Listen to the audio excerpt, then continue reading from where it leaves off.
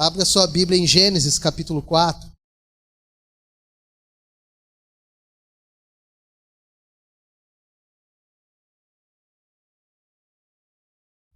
Gênesis, capítulo 4. Nós vamos ler do 17 ao 26.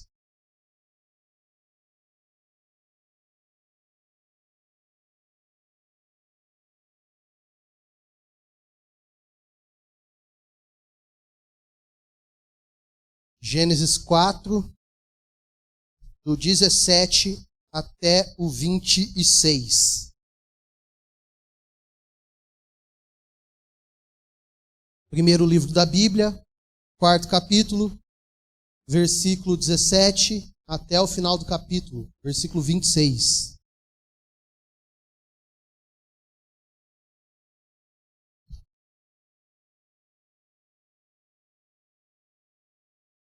Diz assim: Caim teve relações com sua mulher, e ela engravidou e deu à luz Enoque. Depois Caim fundou uma cidade, a qual deu o nome do seu filho Enoque. A Enoque nasceu Irade, Irade gerou a Meujael, Meujael a Metusael, e Metusael a Lameque. Lameque tomou duas mulheres, uma chamava-se Ada, a outra Zilá. Ada deu à luz Jabal, que foi o pai daqueles que moram em tendas e criam rebanhos. O nome do irmão dele era Jubal, que foi o pai de todos os que tocam harpa e flauta. Zilá também deu à luz um filho chamado Tubal-Caim, que fabricava todo tipo de ferramentas de bronze e de ferro. Tubal-Caim teve uma irmã chamada Naamá. Disse Lameque às suas duas mulheres, Ada e Zilá: Ouçam-me, mulheres de Lameque, escutem minhas palavras. Eu matei um homem porque me feriu, e um menino porque me machucou. Se Caim é vingado 7 vezes, Lameque o será 77. Novamente Adão teve relações com sua mulher, e ela deu à luz outro filho, a quem chamou Sete, dizendo: Deus me concedeu um filho no lugar de Abel, um filho a quem deu o nome de Enos. Nessa época começou-se a invocar o nome do Senhor. Até aí. Nós temos falado um pouquinho sobre a criação e sobre os primórdios da história humana. E nós estamos falando um pouquinho dos conflitos da primeira família. Adão e Eva pecaram. Eles tiveram filhos depois da queda, Caim e Abel. Caim matou Abel na semana passada. Não foi na semana passada. Foi na pregação da semana passada. E agora nós vamos ver como que desenrola a família de Caim e Abel. E só um detalhe, né? De Caim e Abel não, né? De Adão e Eva. É interessante como Adão e Eva se tornam uma família muito protótipo das nossas famílias por aí. Cheias de problemas, cheias de dificuldade. E se nós não ficarmos espertos, nós corremos o risco de perder a nossa família. Caim não tem mais relação nenhuma com Adão e Eva. O texto bíblico não mostra em momento algum que eles voltaram a ter relações, voltaram a ter intimidade. Tome cuidado, o pecado pode ser devastador na sua família e pode gerar e produzir conflitos tão devastadores que você pode perder relações que foram feitas para durar. Relação de pai e filho, relação de irmão com irmão, irmão com irmã, primos, são relações que deveriam durar e perdurar durante toda a nossa existência de maneira harmoniosa. Portanto, não fique feliz se na sua família há conflitos, se no seu casamento há problemas, se na sua caminhada de fé há divergências dentro da sua família. Você deve batalhar e buscar em Deus que isso melhore e que os relacionamentos sejam restaurados e reestruturados. O Adão Carlos do Nascimento, no livro Oficina de Casamentos, disse o seguinte: não há um casamento tão ruim que Deus não possa melhorar, e nem uma família tão boa, um casamento tão bom, que Deus não possa tornar melhor ainda. Deixa eu parafrasear ele. Não há famílias tão ruins que Deus não possa melhorar, e não há famílias tão boas que Deus não possa torná-las excelentes. Então, se você acha que a sua família já é boa, ela pode ser melhor ainda nas mãos do nosso Deus. se nós assim buscarmos em Deus, no Senhor, o nosso Deus e o nosso Pai.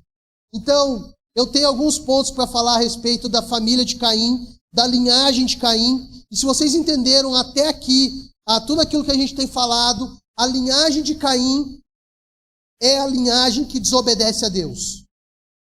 Do início de Gênesis até o final da Escritura, você tem duas linhagens simples e básicas. Ô Nando, ele está ecoando aqui, reverberando, e está estranho para mim aqui. Há duas linhas que constantemente vão entrar em conflito. A linhagem que não segue a Deus e a linhagem que segue a Deus. E dos versículos 17 até o versículo de número 24, a linhagem de Caim mostra o povo que não segue a Deus. Então nós vamos ver, observar, perceber, analisar um pouquinho disso. Então, o primeiro ponto que eu tenho que falar é o seguinte: mesmo após o juízo de Caim, ele continua a viver. As coisas continuam acontecendo na vida dele. Só um detalhe, isso não significa que o pecado não tenha poder sobre a vida de Caim. Ele não volta a ter relacionamento com Deus. O nome disso, biblicamente, é morte espiritual. E que se não for restaurado, tratado, redunda em morte eterna.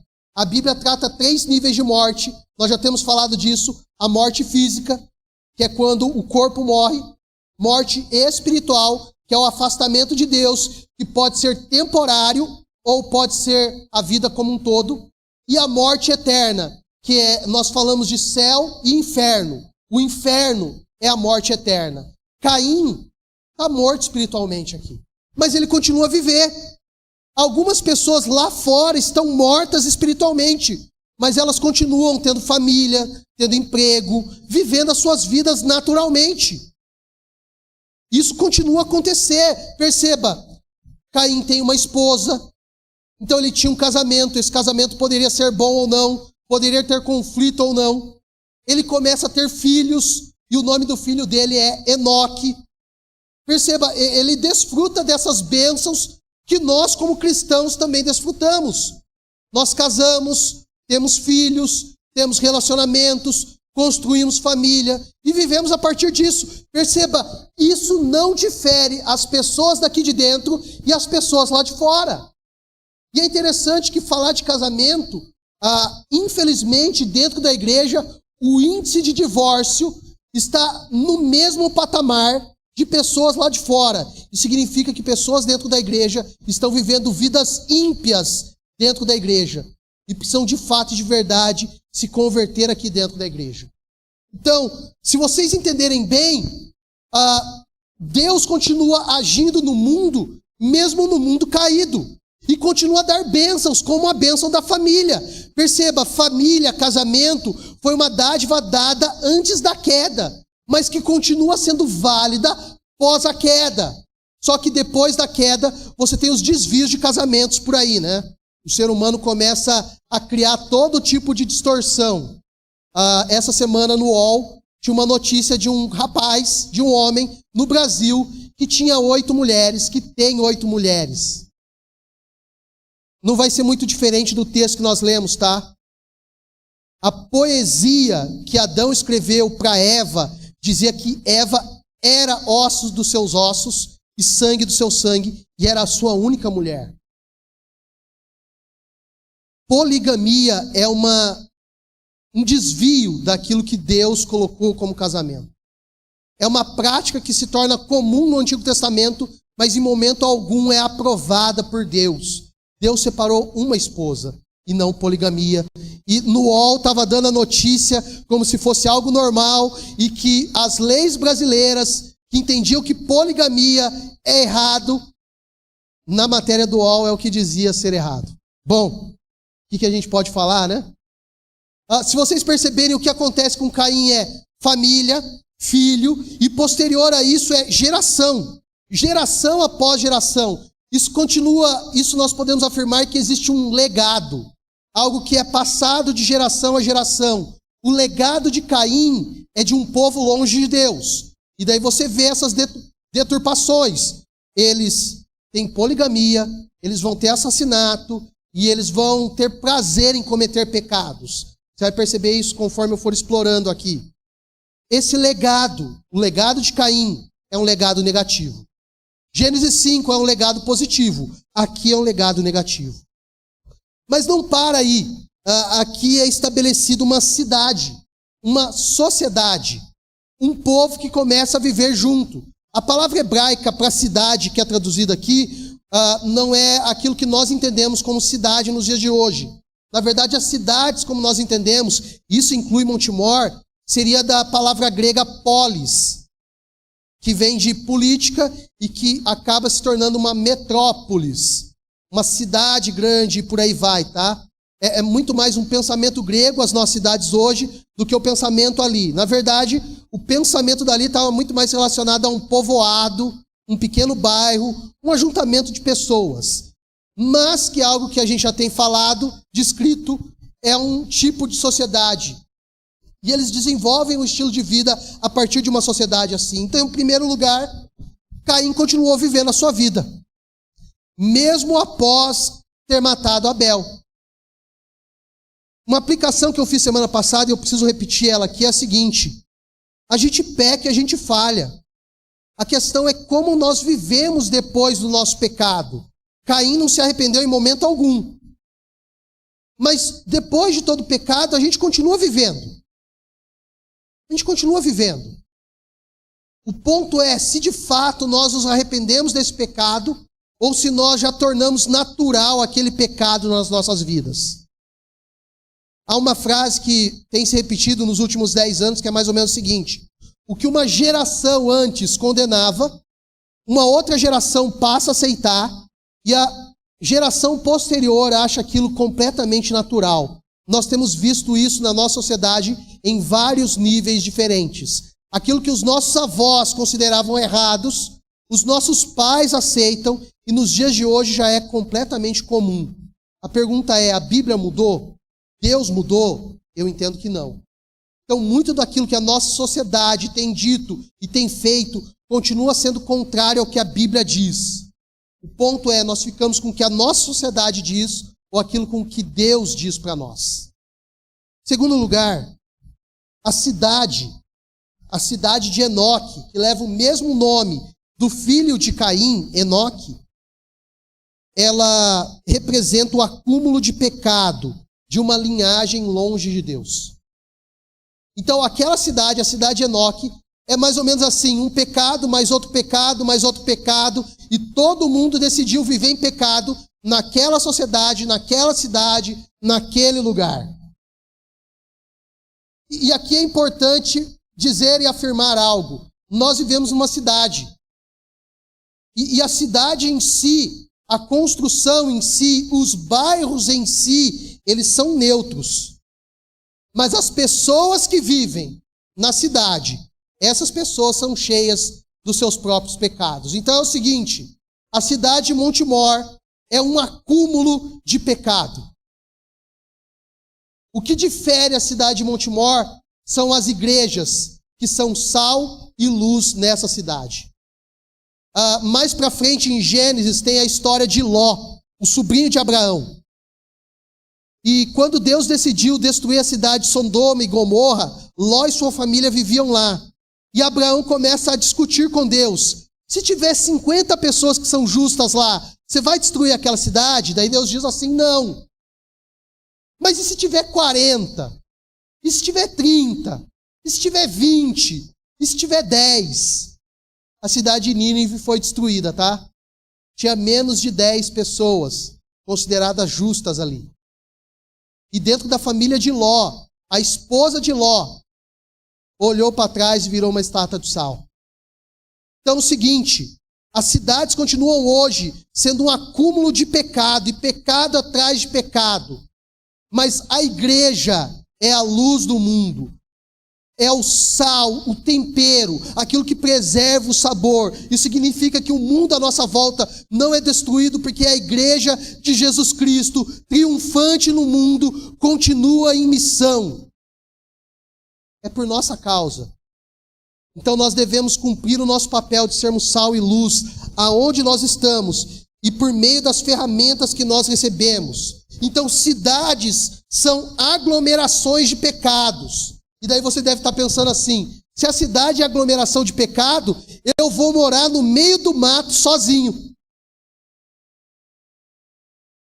Ou você pode pensar assim, se cidades são aglomerações de pecado, nós vamos criar uma pequena sociedade dos presbiterianos e vamos viver isolado desse mundo que é pecado.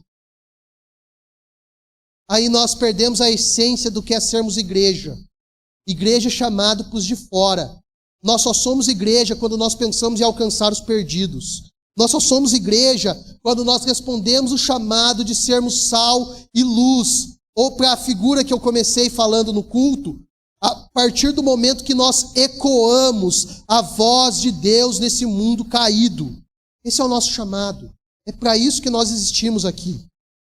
Então, se em primeiro lugar a vida continua, a vida de Caim continua, se em segundo lugar a cidade representa esse acúmulo de pecado, em terceiro lugar, mesmo a linhagem que anda longe de Deus, mesmo a linhagem de Caim, pode produzir coisas boas.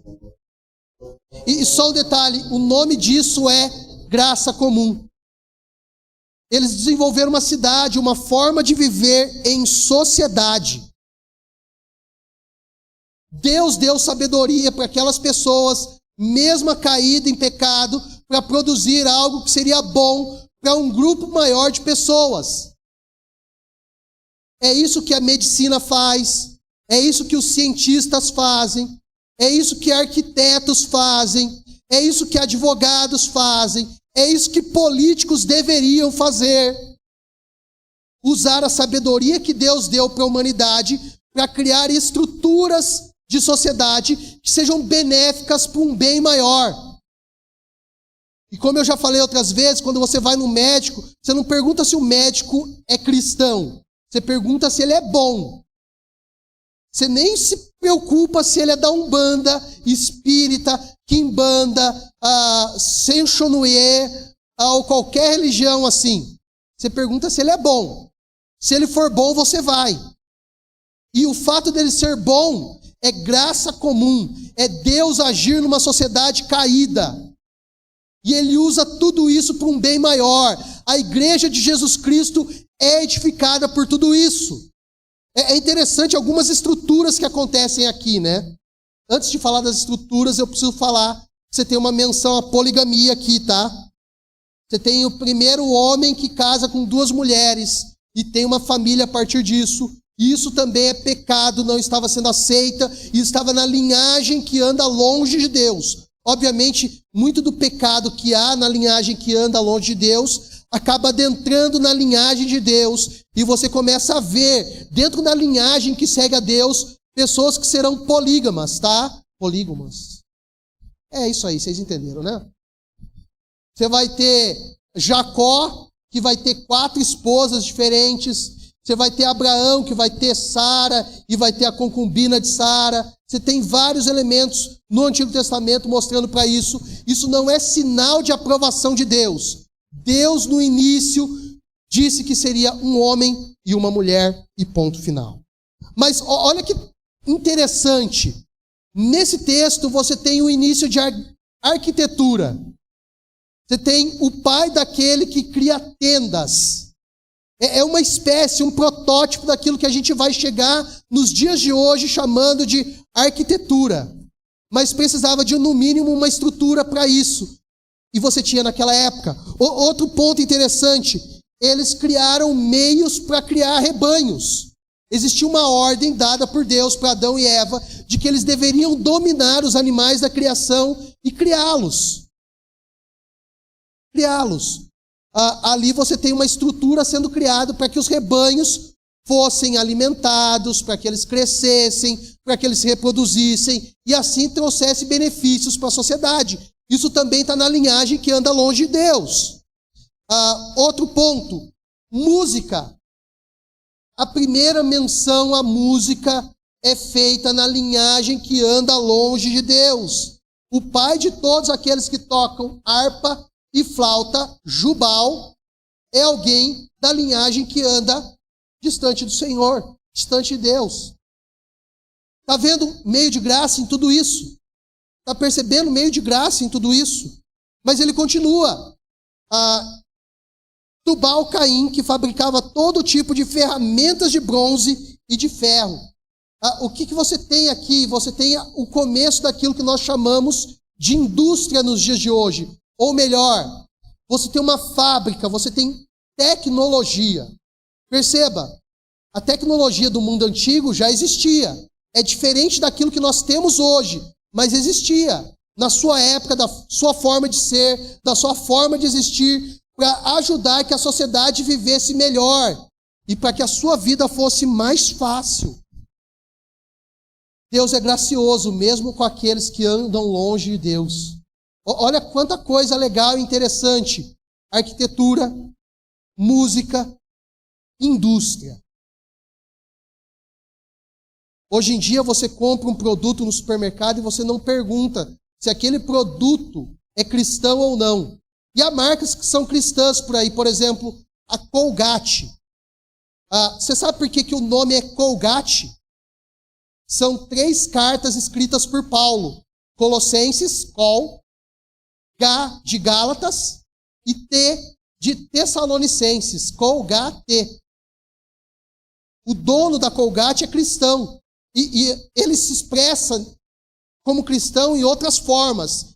Ele escolheu viver a vida dele a partir de 10% de todo o lucro da empresa dele. E os 90% restante ele entregava para Deus. Ele inverteu a questão do dízimo. E ele viveu bem a partir disso. Viveu muito bem a partir disso. Eu não sei se vocês sabem, isso influenciou outras pessoas aqui no Brasil, dentre as quais Ana Paula Valadão, que de tudo que ela recebia do diante do trono, ela doava 90% e vivia com 10% somente para ela. Então perceba, muitas das indústrias por aí não são cristãs, mas mesmo assim Deus usa elas para beneficiar o povo cristão. Você não planta o seu arroz e o seu feijão, você vai lá no supermercado e compra. Você não cria a sua vaca para que ela dê o leite e depois de alguns anos você mate ela e coma a sua carne. Você não cria galinha e depois come os seus ovos. Você não planta o seu alface. Você vai lá e compra. Mas Deus usa todos esses meios, essas pessoas, toda essa indústria e toda essa sociedade para que você seja beneficiado por meio de tudo isso. Dá para entender graça comum muito maior do que nós vemos e percebemos? Vai muito além do que nós pensamos. Semana passada eu falei que nós valorizamos pouco aquilo que Deus nos dá como dons e talentos. E eu citei a dirigir, ler e escrever. Só que só um detalhe. Você aprendeu essas 3 coisas, não foi numa escola cristã. Apesar de que muito daquilo que nós temos de sistema de ensino no mundo é altamente influenciado pela igreja. E ainda mais aqui no Brasil. O sistema de ensino brasileiro era feito diretamente pelos jesuítas cristãos. No mundo afora, as escolas foram fundadas pelos cristãos. Entendiam que todos precisavam aprender a ler e escrever, e basicamente ler, para que pudesse ler a Bíblia. A tal ponto de que um teólogo do passado falou o seguinte: ler a Bíblia como um todo é muito melhor do que fazer qualquer faculdade no mundo. E por falar em faculdade, as faculdades iniciaram nas igrejas, com o curso de teologia e depois com o curso de direito, e somente anos depois com medicina e outros cursos que vieram depois. As maiores faculdades do mundo surgiram a partir da igreja, tá? Oxford, outras aí dos Estados Unidos, as maiores que existem lá, faculdades cristãs, as maiores delas, fundadas pelos cristãos. Bom, dito tudo isso, eu preciso falar o 4º ponto. Uma voz longe de Deus, uma voz longe do Senhor, só produz mais pecado. No casamento do Douglas e da Rafa, eu preguei na primeira poesia que há na Bíblia. E foi uma poesia do homem para a mulher, engrandecendo a ação de Deus em criar a mulher. Aqui em Gênesis 4 você tem a segunda poesia do mundo. Só que agora é Lameque para suas duas esposas, de um Lameque engrandecendo-se por causa do seu pecado. E ele falando: encontrei uma pessoa que me feriu e a matei. Encontrei um menino que me machucou e eu também o matei. E qualquer outro que cruzar o meu caminho, eu também matarei. Agora, aquele que, se Caim seria vingado 7 vezes, Lameque será vingado 77 vezes. O que ele está apresentando aqui é uma poesia.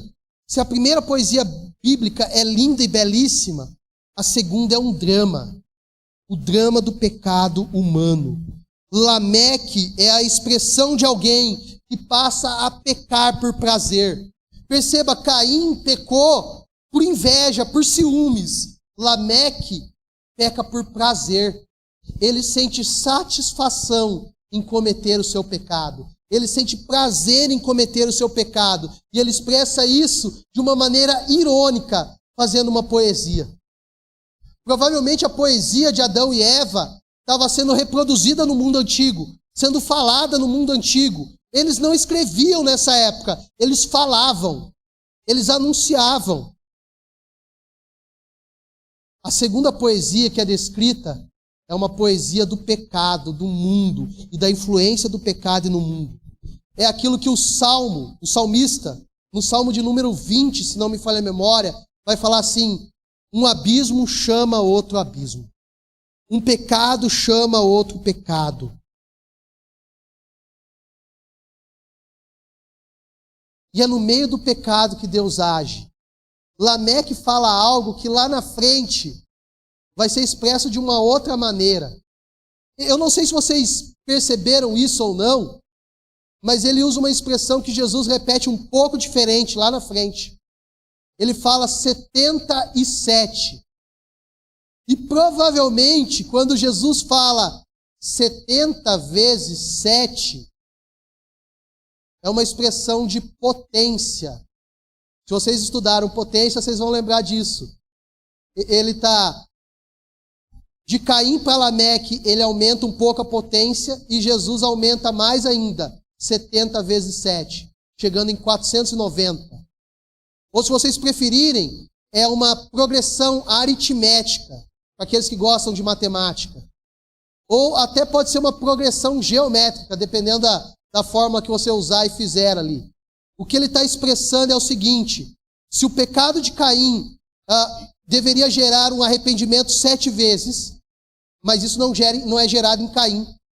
Sim, Lameque deveria ser 77 vezes, mas ele também não expressa isso. Muito pelo contrário, ele não perdoa e ele potencializa isso 77 vezes.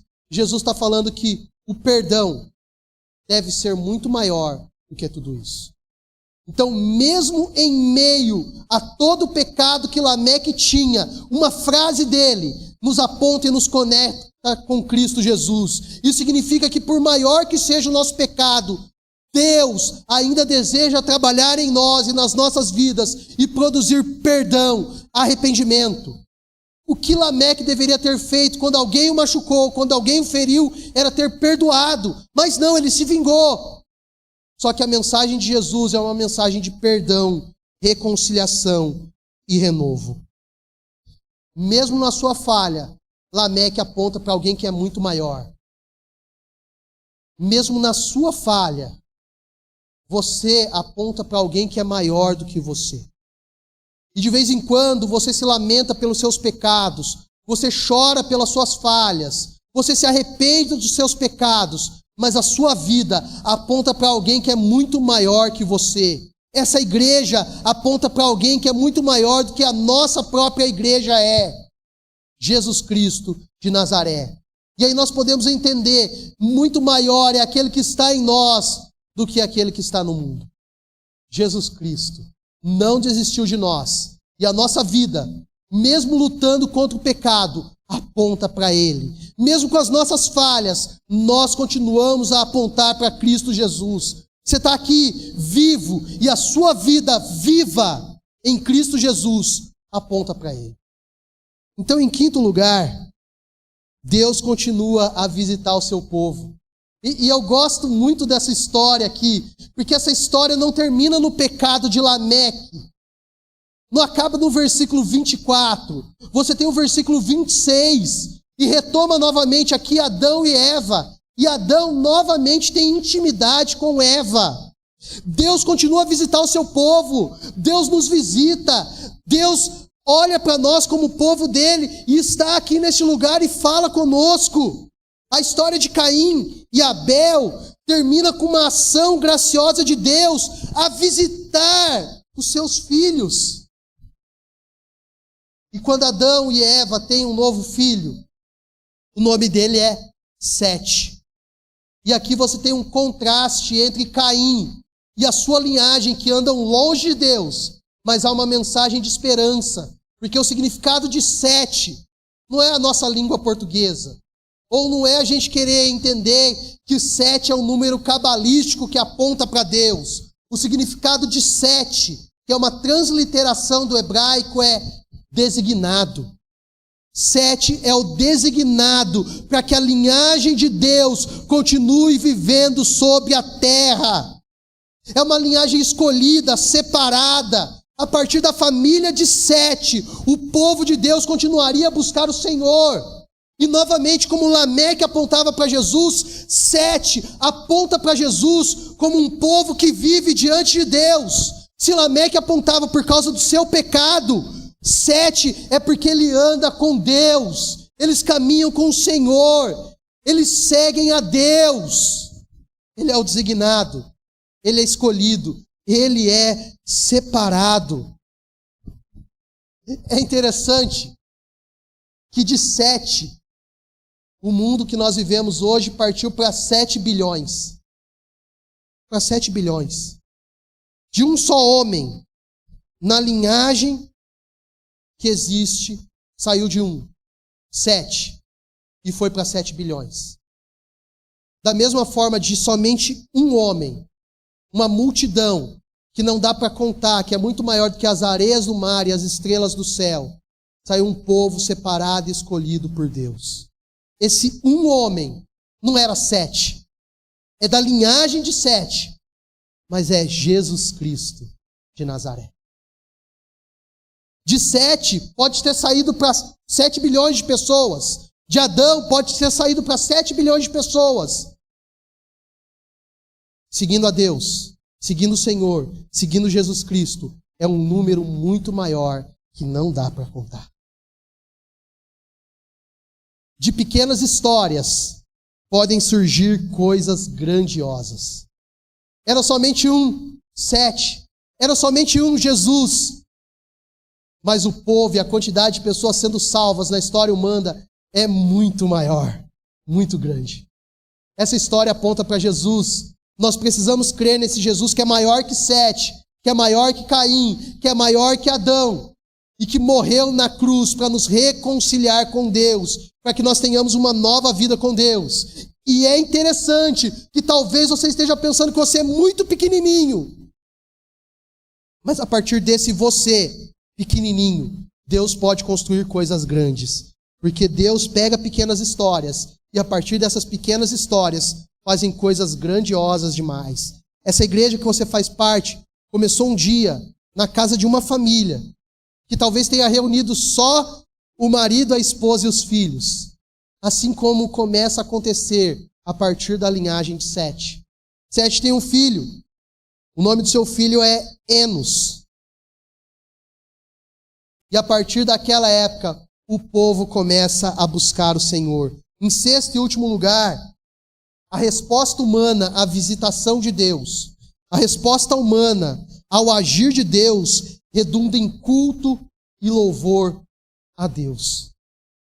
Aquela linhagem começa a se reunir para adorar o Senhor. E você vai perceber nesses cultos, de acordo com Gênesis, toda vez que eles têm um encontro com Deus, eles fazem um altar. Eles colocam uma pedra. Eles chamam aquele local pelo local de encontro com Deus. E ali são os cultos que vão aparecendo. O culto no mundo antigo. Um pouco diferente do nosso, mas como é um culto maravilhoso.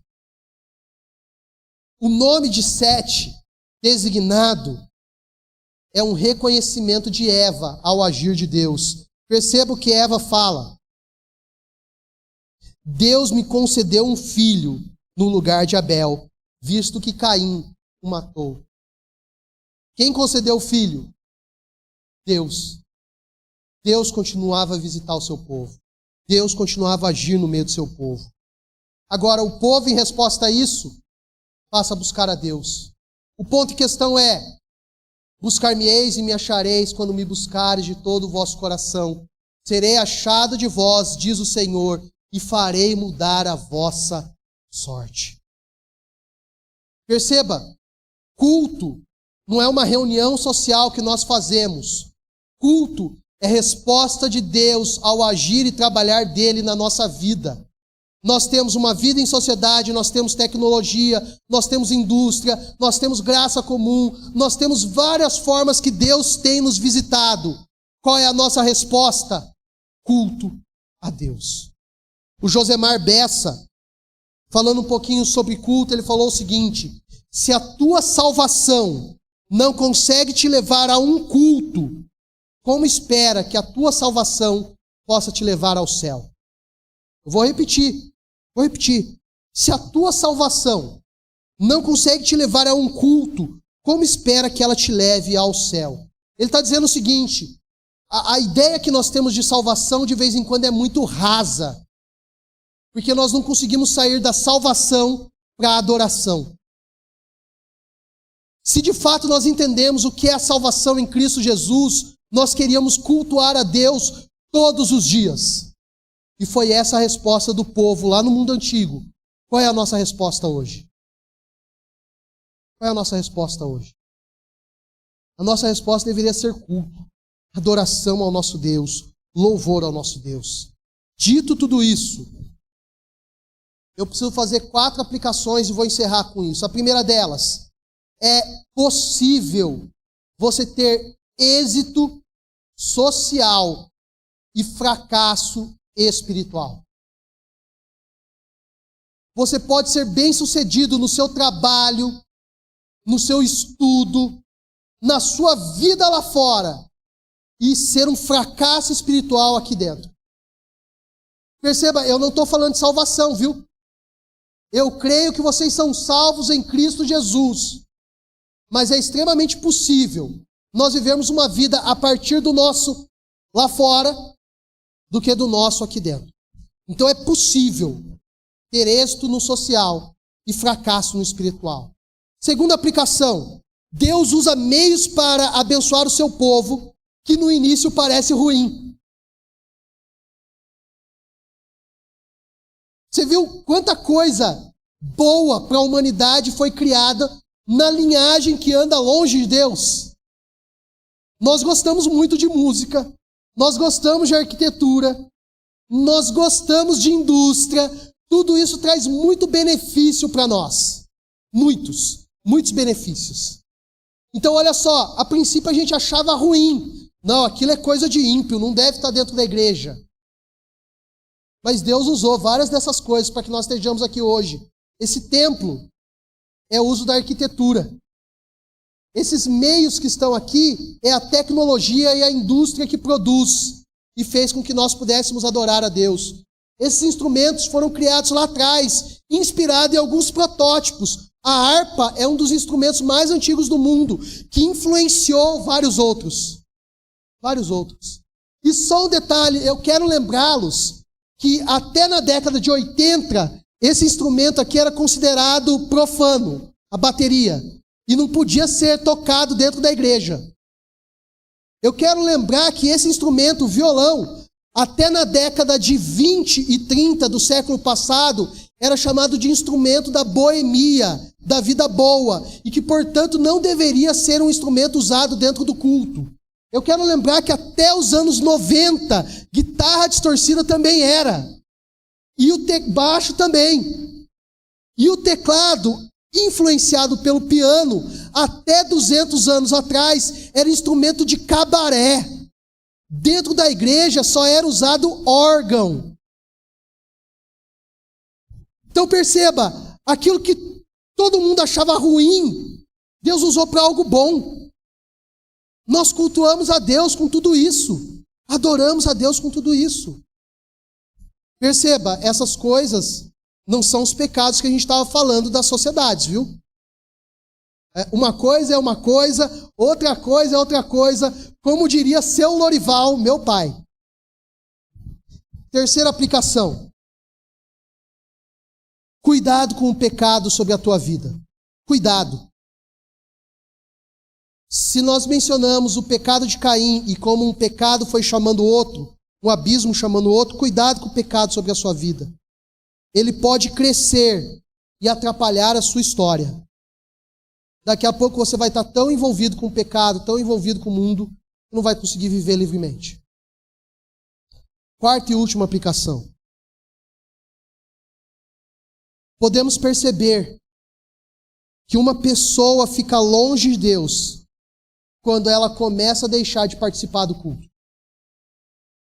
O termômetro para você perceber que uma pessoa está longe de Deus é a baixa frequência dela nos cultos.